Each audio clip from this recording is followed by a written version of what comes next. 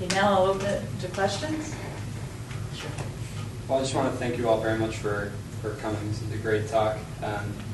There's a question that I've kind of been struggling with a lot. You laid out very clearly the connection between the strategic level objective with the war on terrorism and the kind of tactical level objectives, each individual person.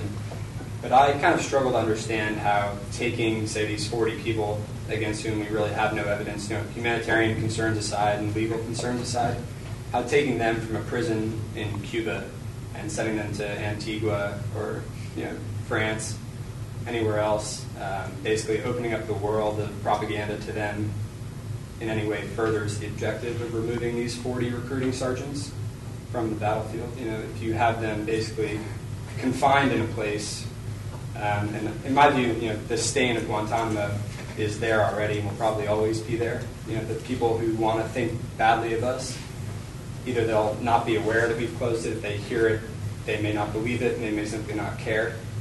And taking these people and putting them out in the free world really just gives them a microphone. Well, I think the only thing worse than injustice is continuing an injustice. What happened. We can't play back the film.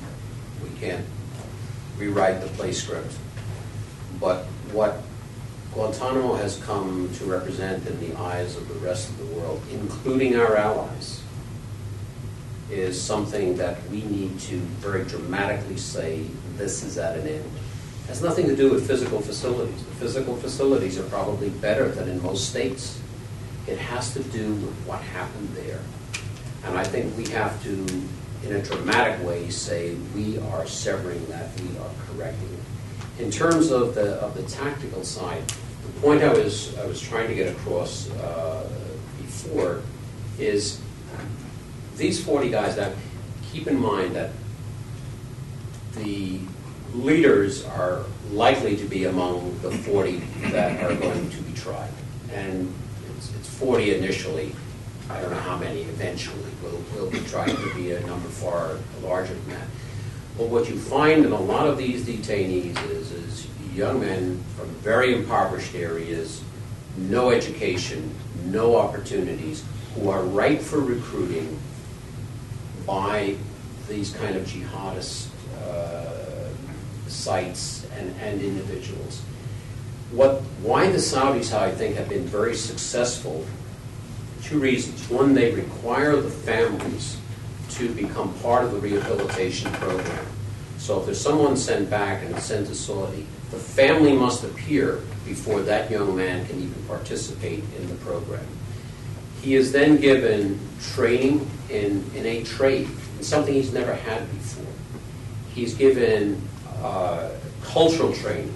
He's given religious training to show that whatever work form of Islam he was taught was correct and justified the horrible things that were done is in fact incorrect.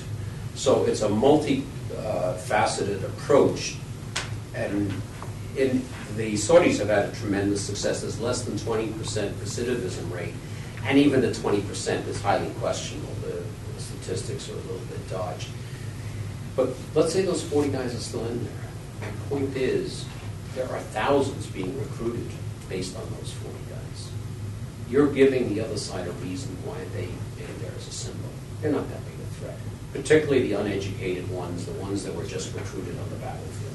They're not a threat to us. And those 40, compared to the numbers out there, they won't even be a period of a roundout in terms of the mosques that are working the issue with the authorities to cause the problem. These 40, if there's 40 of them and you spread them out, we've got far more people in this area here at the mosque that are working that they're not going to have much of an impact. Another way of stating it is you can tolerate tactical risk in order to avoid corrupting the strategic objective.